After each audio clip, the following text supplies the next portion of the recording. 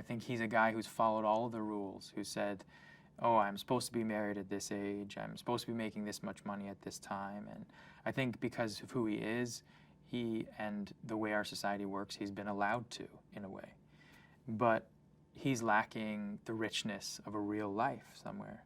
And I think this tragedy that happens opens him up to all the things that life can offer.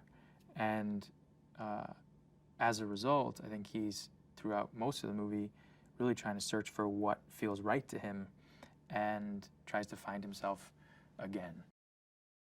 You know, my process in getting involved in this movie was actually a simple one. It involved really Jean-Marc sending me the script. He had a few months before shooting the movie, and he offered me the movie, and I read it, and I was deeply moved by it, and within a week, I was in it, you know, working on it with him. I was really sort of impressed with his point of view and how he wanted to make the film.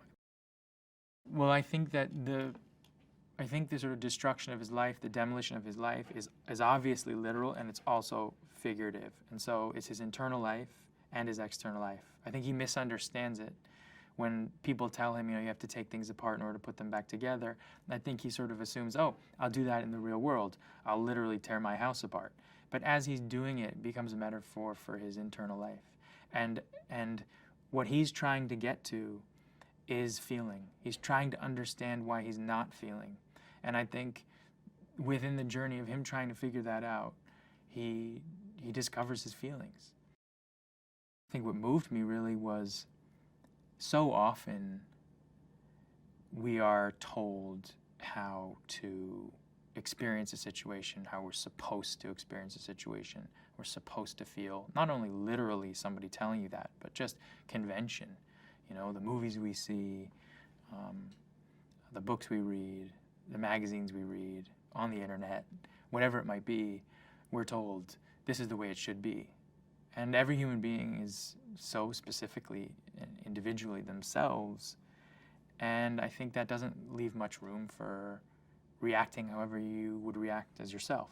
And so this is a movie really about the specificity of one guy and how he responds to grief and the things he loves and losing them and trying to put his life back together. And I like that because I like things that feel new and different, particularly when you seemingly are grappling with something like a subject matter that seems typical, and it's done in a totally atypical way.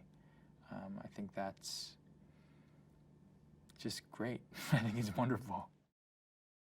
Demolition is obviously the idea of tearing apart one's, you know, in this case of this movie, I would say, demolition is about demolishing, you know, things that existed before. Things with history, whether it be happy times or painful times, you know. The demolition of a house or a structure holds, they say, all of the energy that you've had in it, you know.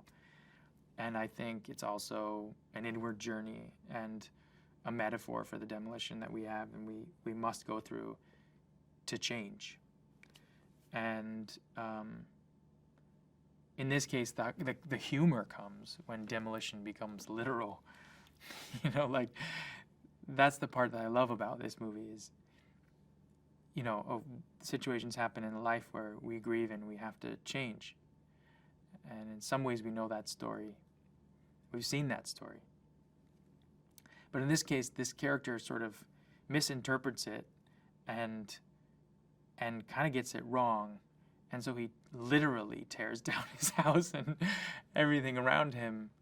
And I think that's funny.